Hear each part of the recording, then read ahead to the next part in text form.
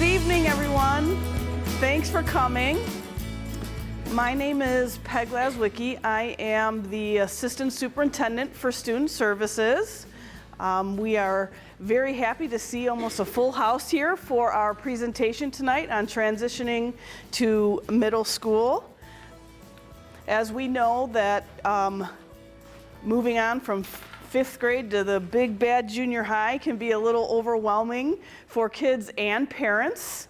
And our purpose for this evening is to help reduce some of that anxiety, give you a little bit of a heads up about what the process is going to look like. As you can see, we have a panel of people here to discuss many things with you this evening, because we want to make sure that we can help reduce that anxiety as much as possible, and that our students and you can be successful when you move on to the middle school.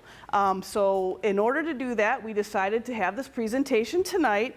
There will be some other things that go on from now until the end of the year. There might be some parent coffees, there'll be some orientations, your child will be able to visit the middle school as well. So tonight is just informational, and at the end of the meeting or the presentation, we'll take some questions as well. And we will have the panel here introduce themselves as we move through the presentation. So again, welcome and thank you for being here.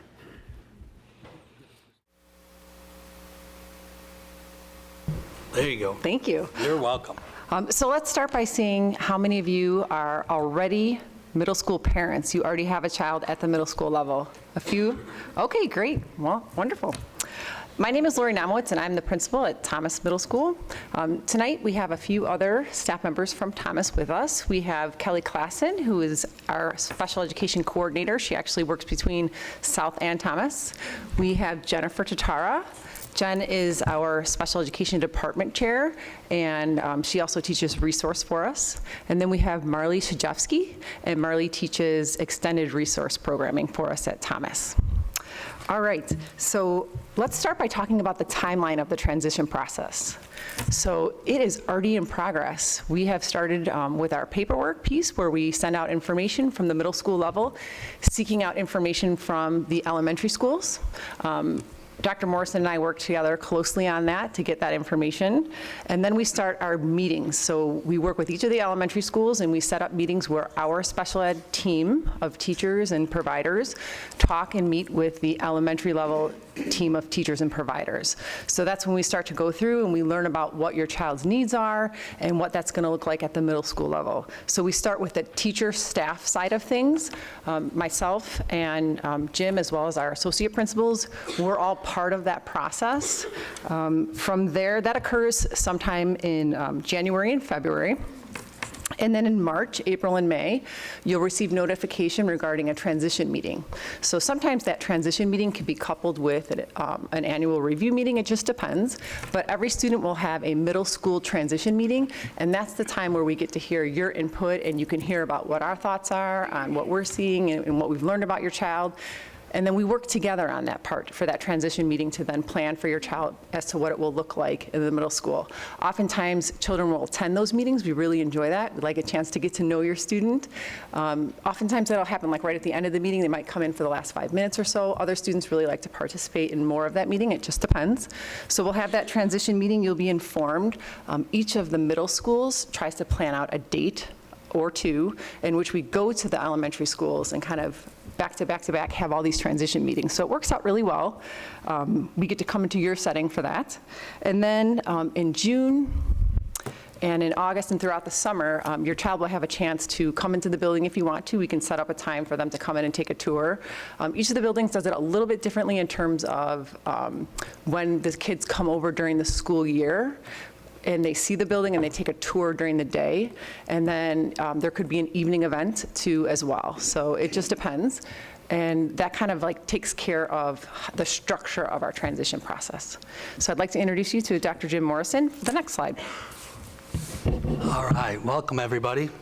I'm Jim Morrison, principal of South Middle School, the better middle school, just so everybody knows. Well, it's true. Sorry. My wonderful staff that is here, I'd like to introduce our special education teachers, who are Mary Beth Delaney, Carrie Bokum, and Lori Pizzolatto. And then our speech pathologist is Megan Moser and Renee Kazicki. And then finally, our social worker, Jeff Bussey. So my job tonight is to talk to you a bit about the day at the middle school. And they have a typo right at the start because it says typical, and there's never a typical day at the middle school, ever. It is a wonderful time where kids have so many different activities and events and opportunities that every day is special. So it's never really typical. But we do have a general structure that kids follow. It's a 10-period day. Each class period is about 40 minutes in length, and they have a few minutes, I think it's 4 minutes, right, in between each class to get from one spot to another. And that's plenty of time. I, as an old man, can get from the furthest end of the building at the 3rd floor and all the way to the bottom by the gym in that 4-minute span, so I think the kids will be just fine doing that. During that time, the first period of the day is what we call home base. And that's about the first 20 minutes of the day. And kids go in and they work with their teacher. It's kind of really an opportunity to get to know one staff member in a very special way that they can connect with. They do some SEL activities, social emotional learning activities during that time. Attendance is taken, but then they also do announcements and different fun events. They go to well, the word I was thinking, what's that? Team challenges. Yeah, what, I'm sorry? We have team challenges. Yeah, we have team challenges, but they also go like to assemblies together. They're always going as a group in different activities and events here at the school. So that's kind of, home base is very special. So, other things that kids participate in, academics-wise, they are set up in their ability levels, dependent on each student, is depending on what activities or academics they are in. Physical education is going to be new. They're in every day in PE. And I know they're excited that they get to change now into PE uniforms, which is a bit of a social scare for most 5th graders going to 6th grade. And there are some students who really struggle with that, and we do work with them and make some accommodations for that. So don't have them panic, and it may be a good time to start talking about that with them and how the social aspect of that is. Lunch, all 6th graders eat all at the same time in our cafeteria. And then each student has the opportunity to go to creative arts. We have a mixture of 6 fine arts that they can go to, classes like art, music, drama, communications, and technology. So that kind of gives you a bit of a structure of the middle school day. So Kelly, would you like to step to the next one? Please. Thank you. I know a lot of you, which is nice. I see a lot of familiar faces here. My name is Kelly Klass, and I'm a Student Services Coordinator, which means that I am typically going to be the person that helps to facilitate your child's IEP meeting. So I used to, in previous years, work at both the middle schools and some of the elementary schools. That's how I know some of you, which is great for me. But now, with just the growing numbers of students at both middle schools, they're both past 900 students each, it was just more beneficial for me just to work in both of the middle schools. So it'll be nice because I'll be able to continue on with a lot of familiar faces, and so that's really nice. So you will most likely see me at your IEP meeting. I typically run about 700 meetings every year. I have done this the past 4 years, and so I get to know each and every one of you and your children, which is really great. So please reach out to me as you always have, or if you haven't yet, please reach out to me for any kind of questions. I'm very easygoing and happy to work on answering your questions. So what I'm going to work on today is discuss with you the continuum of service. So it looks a little bit different in the middle school. So if you think of an elementary school, the children are in typically 1 teacher or 2 teachers' rooms per day, and then when they segue into the middle school setting, they will have 10 periods. They'll have typically upwards of 10 teachers, not always, but much more interaction with other teachers. So it's a much more broad continuum of service. So Peg, if you can click on that, it'll show you here, and I know you don't have this as part of your slide, but this is a continuum from least restrictive environment,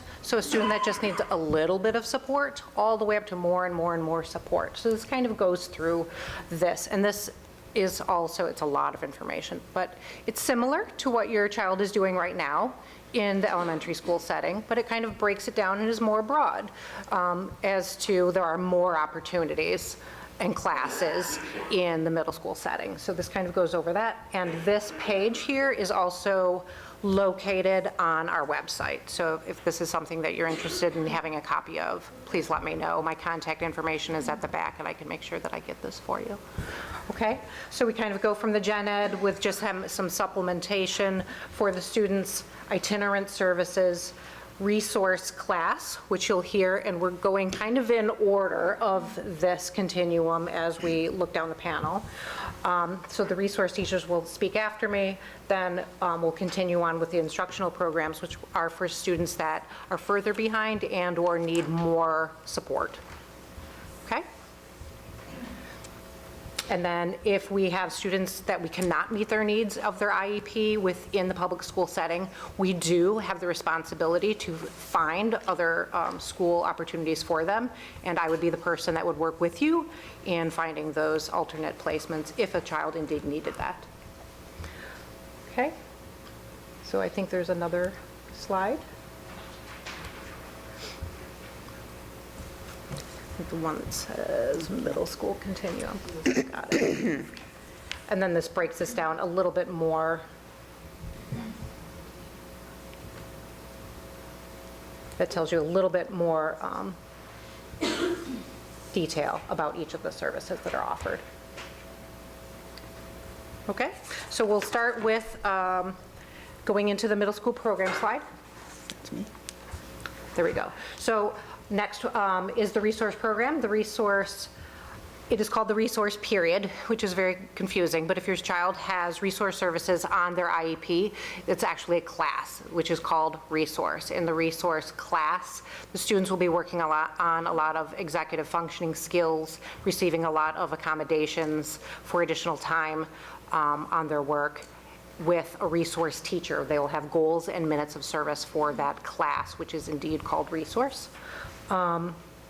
We have small group classes. We have co-taught classes if a child is going to be in a general education classroom setting with the assistance of a special education teacher that is also teaching with the gen ed teacher. That is what a co-taught class is.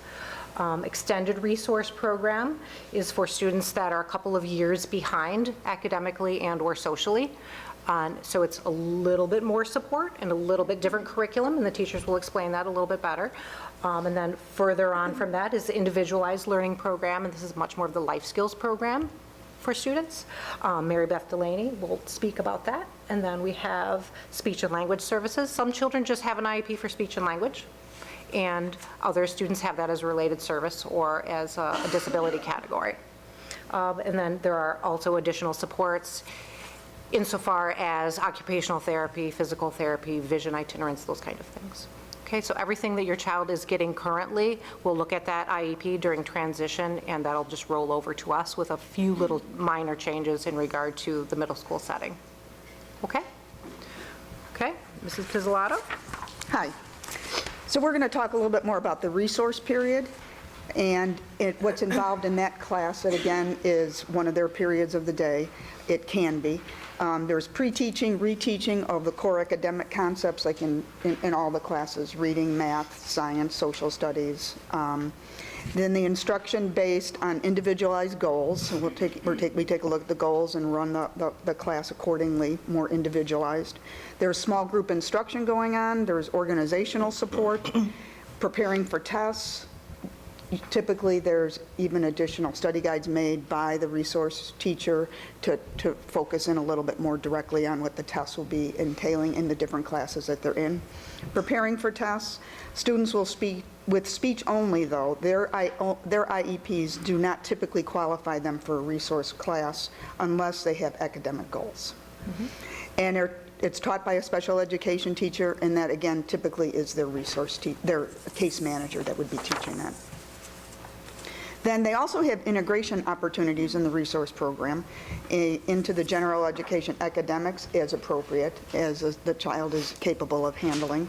Home base, creative arts, physical education and health, and then also for lunch.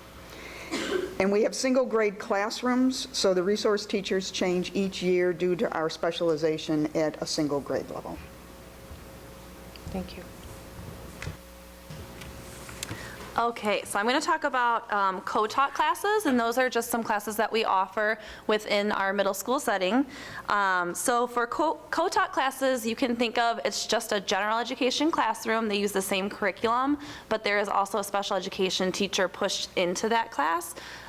So you have the content area specialist, and then the resource teacher, who is more of like the, obviously more behavioral specialist, or just working with students who have learning disabilities or different things such as that.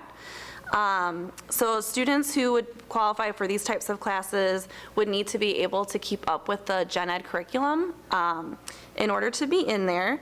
There are, we do continually reinforce and reteach the general education content within those classes.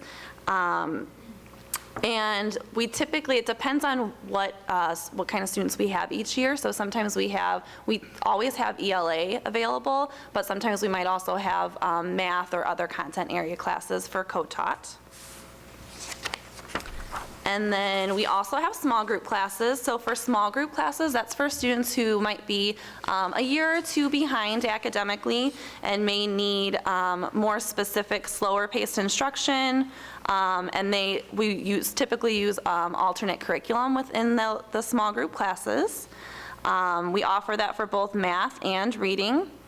And it's taught by a special education teacher. At times, we do use the general education curriculum, but we may just slow the pace down a little bit or reteach concepts a little bit more. But oftentimes, we do use an alternate curriculum. Typically, students will attend the general education, science, social studies, and health classes. So if you're in a resource program, we don't offer small group for those content area classes.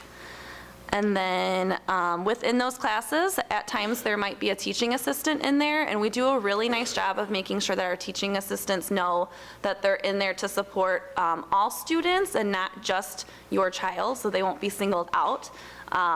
But we do make sure that they obviously pay closer attention to students who have it on their IEP. But we do a good job of making sure that they are not like only working with them so that the kids don't feel singled out. And then world language, which I know can be a really hot topic at times for our transition meetings. So I know we talked about the resource class period. If students have needs where they would need a resource class period, which often most students who have IEPs, unless it's a speech language only, do require a resource class, we highly, highly recommend it. It helps students like she was saying before, with executive functioning skills, reteaching and pre-teaching. It gives them a space to come and ask questions to their resource teacher, and we have access to all of the content areas that they're working in throughout the day. So that takes over a world language class. You can still sign up for a world language class if you're unsure if your child will have resource or not, just to hold a space to make sure that you have, whichever class you're wanting. And then if, for example, there are students who sometimes we realize they don't need that resource class anymore, and our goal is always to have the least restrictive environment. So if they don't need it anymore, we obviously aren't gonna hold them and keep them in our class. We'll allow them to move out. And they can join a world language at that time. It kind of depends on the time of year. But typically, they can always join into a beginning world language class, even if they're a 7th or 8th grader, because it's a mixed grade classes. So you wouldn't have to worry about that. And there's some information in there about high school requirements and college requirements. There are no high school or college requirements for a world language, but we do understand that that's something that a lot of parents are interested in, so we try to work with you on that. But we do highly recommend the resource class.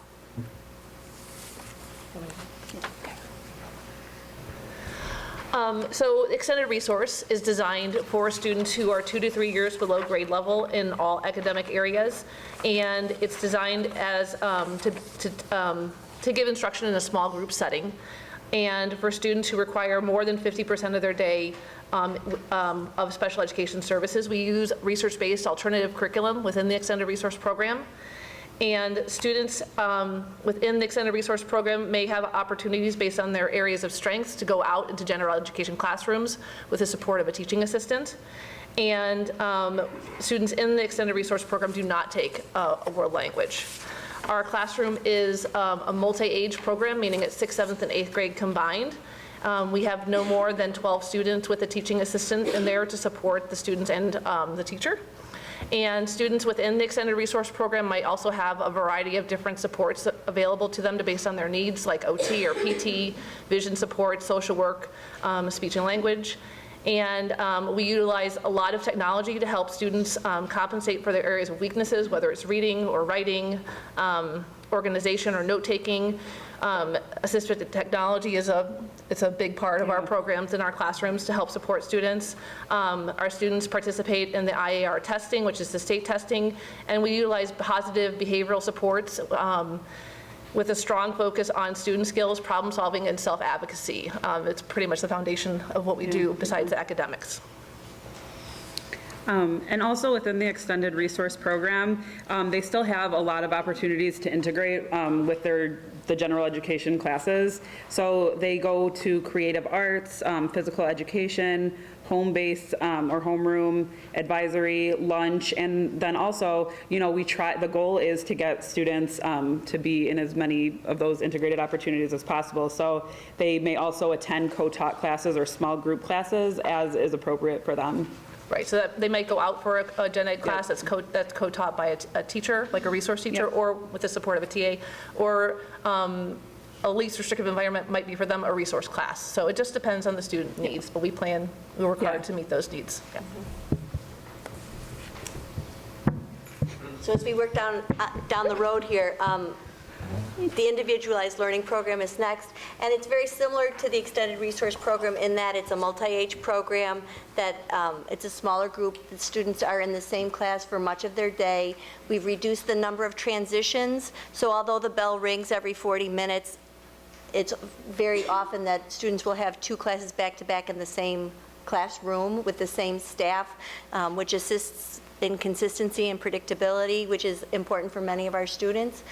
They have their passing period to go do what they want and be with the kids. Transitions at the middle school, I think, are much easier for many students, in that at the elementary school at 10:30, some kids switch classes and some kids don't. Some go at 10:45, some go at 10:15. And at the middle school, the bell rings, 900 students move to their next class, and they're there until the bell rings, and then 900 students move. So there's less paying attention to why are you leaving now, and why are you pulled out for reading, and why are you only here on Tuesdays. And so in many ways, it's easier for them to have that consistency on a day-to-day basis. Most of the students in the ILP classroom are 3 or more years behind academically. They all have additional needs as well, social or communication, motor. We also use a lot of technology throughout the day, and there's multi-modality learning. We do a lot of hands-on work. There's a lot of visuals in the classroom. There's an increase in communication with parents because the fact that the students in my program aren't often able to share with you what they did every day. Most of us only hear that it was good, so we try to make sure that you know what's happening on a day-to-day basis. There's a lot of functional learning. We don't give up on academics. There's still reading and math and writing, but we also work on reading to do things, reading to ride a train, doing math to use money, and try to tie things into real-life situations as much as possible. We have behavior supports built into our day so that everybody has motivational strategies and things to help that they can earn rewards and breaks. And we use, I think, across both programs as well as many other places in the building, we try to use the same sort of vocabulary when we're talking about social emotional learning and behavior and sensory needs, so that no matter where they are, they're hearing consistent messages. It's like in the ERP class, it's 6th, 7th, and 8th grade. There's a smaller number. We're capped at 10 students, and there's TA support in all environments. So we have teaching assistants who just keep an eye at lunch. As much as, as Jen said, we don't want anybody to be hovered around, but we just want to make sure that there's always a necessary person there, a point person, so that people are safe and comfortable and they know who their person is, who knows them and knows their communication device if they have one, so that they can be their best student and show their best skills in all environments. Most of our students do not participate in standardized testing. As far as the IAR go, a lot of our students take the DLM, the dynamic learning map testing, so that we can get a little bit more information about how they're doing and the progress that they're making, although our focus is really on goal achievement, and you get progress reports on that quarterly as well as grades. All their core academics are within the ILP classroom, but they're still out for the same classes. They're out every day for creative arts. They're out every day for lunch. They're out every day for PE. And we have a lot of extracurricular opportunities for our students with special needs. No matter where they are on this, in the gamut, there are things that they can do after school with or without support based on what their needs are. Our occupational therapists, we're very lucky, are part of our classroom. We have jobs. They work on skills within the classroom. We're currently we have a life skills class instead of social studies. We're in a grooming unit. We've done careers. We've done all sorts of things that are more functional. And then we're lucky enough to have Renee come in and be part of our class on a regular basis. So in addition to the regular curriculum, it's very language rich. Our day-to-day is very motor rich and very language rich. So there's a lot of carryover assistance. We do a lot of theme-based instruction so that it assists with generalization, and we try to tie that into what's going on in the real world, so that, again, you'll see things at home that we are working on at school, so that we're all working together to help make advances as quickly as possible. We have Autism Supports for all the buildings at all levels, and right now, if your student is in the communications program, they go from communications or foundations to the individualized learning program at their home school. So everybody in middle school is at their home school. And we have a lot of support within each building with, we have an NSSEO autism coach. I have my autism specialist certificate. So we have a lot of team time and support. I get a lot of support from the people that are up here on a day-to-day basis. We talk and review students and work together to do what we can to help them make as much progress and to meet their individual potential. We have structured teaching, errorless teaching. We collect data on a weekly, if not daily basis across all areas. We work, like I said, carefully with our communication program. We have social skills training. Our social worker comes in and runs social skills groups. Our assistive technology facilitator is with us one period a week to work on using our speech and our technology to the best of all of our abilities. So we try to make it a balance between being successful across environments and also making things as rigorous as we can for all students. I'm going to talk about speech and language services.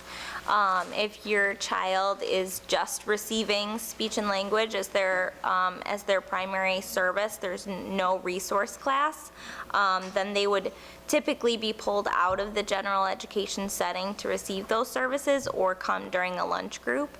And usually those students would be seen weekly on a rotating schedule. So maybe this week, every week would be the same day, but this week they might miss second period math, and then next week they would miss third period reading.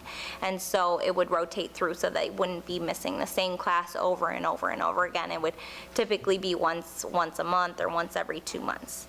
And that's just to meet their speech and language goals and how that impacts them educationally, how that's impacting their classes. Typically the materials are related to what they're already learning in their classes. I would say it's about the same for the resource program. It might be a rotating schedule, it might be the same every week, they might be pulled out of their resource class, depending on what their schedule allows. But again, just supporting what they're learning in the classroom. And then for extended resource, we support their language skills and also their social skills. I would say we do both pull out and push in.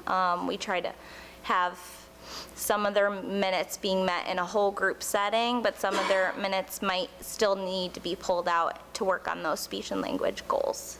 And then for the ILP program, I know she talked a lot about what my role is, but no, that's okay. So I'm in there twice, sometimes 3 times a week, supporting them and their language and their communication and their social skills, and going on field trips with them and supporting them.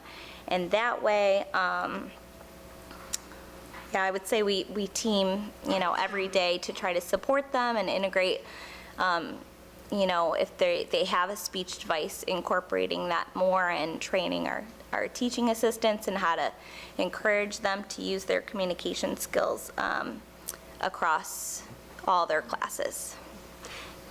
Real quickly, one point, at the elementary school, things are done on the hour. So a lot of goals are written 60 minutes or 90 minutes or 30 minutes. At the middle school, our periods are 40 minutes. So goals tend to be written in 40 minutes or 20-minute increments, 80 minutes. So that is just one thing that sometimes you'll notice a little bit of difference in the numbers, and it's just because of how the periods are set up. Mm-hmm. And monthly, if we need to be flexible and see your student, twice this week, and then maybe we need to only see them once next week, then that's flexible within their IEP too, the way that it's written now.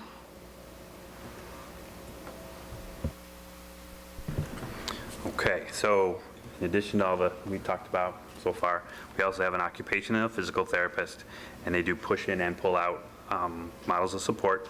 I'm a social worker. I do groups every day of the week during lunch. We also do individual stuff, and a lot of times that takes place during a resource class. But primarily it's lunch group that we do.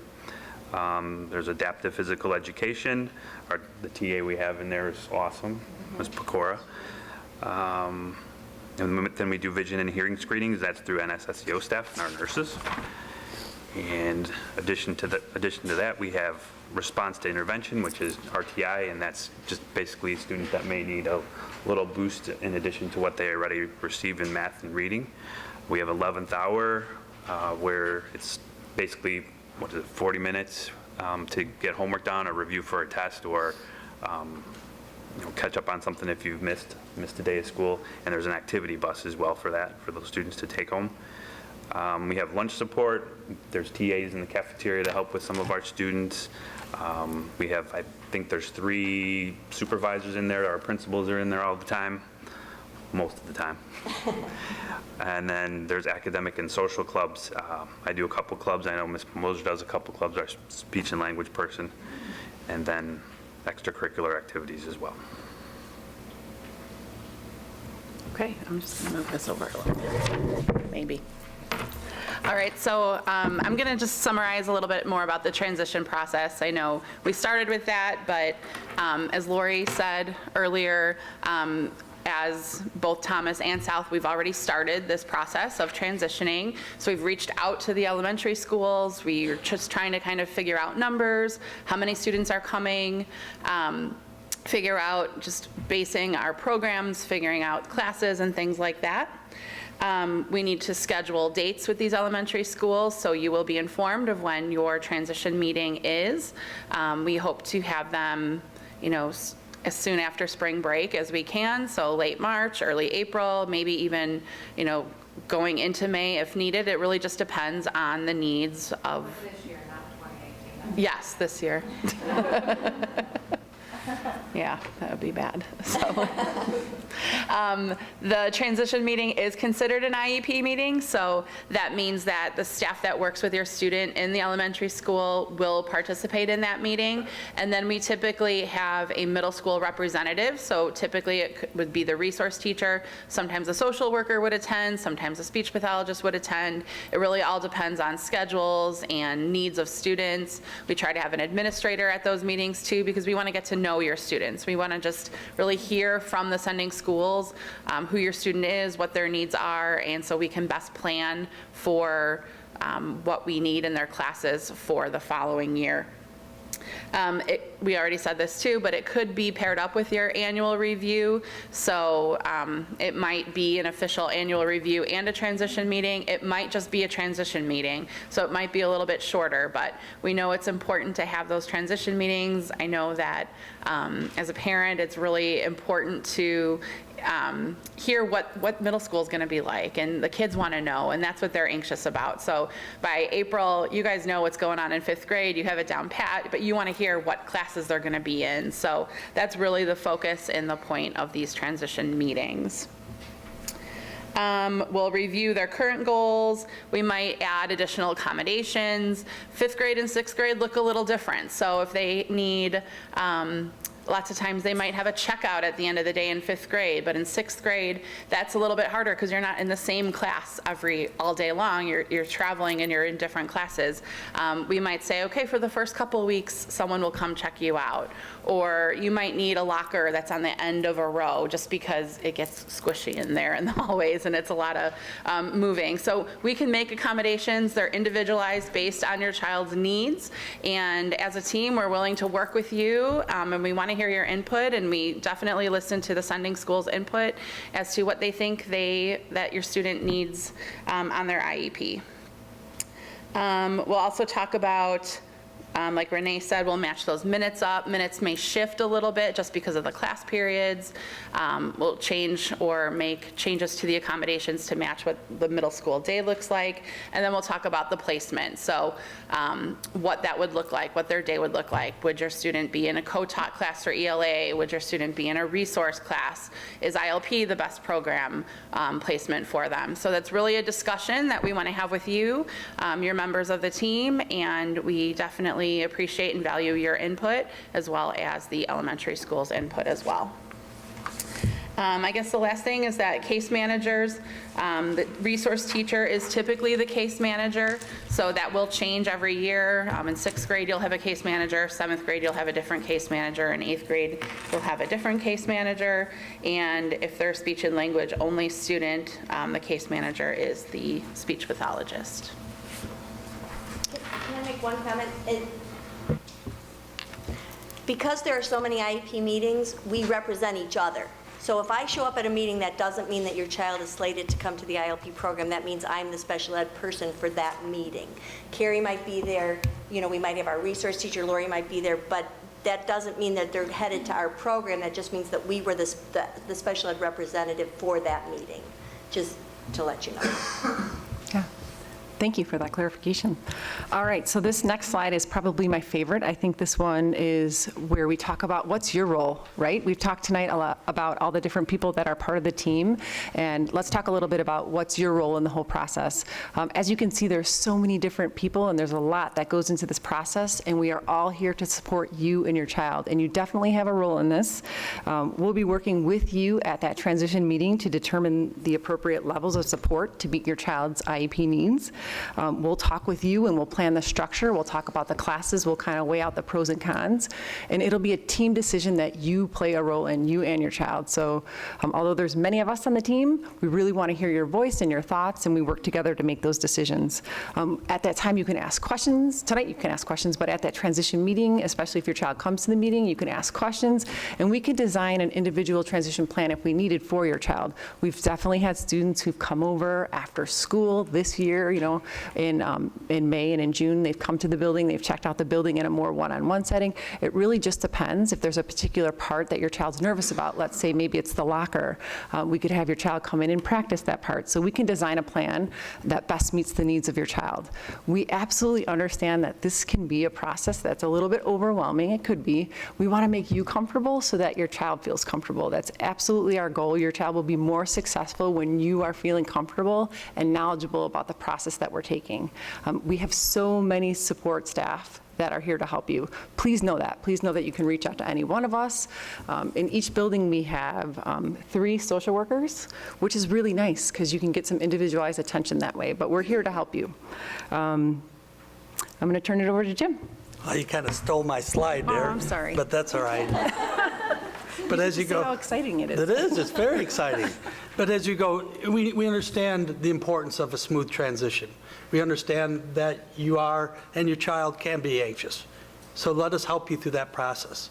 We're going to offer many opportunities as you hear, but feel free to contact us if you really need questions answers, if you need to walk the building, if you just want to find a locker, things like that. We have no problem helping you through that process going through. And our goal is to make things smooth coming through, because that's where students find their success as they go through. And transition doesn't just mean from now through the summer and your child walks in the door and they should be ready to go. Transition also includes all the way through until they're ready to function on their own, getting to classes, understanding how to do their homework, and all those other little things that go in the middle school.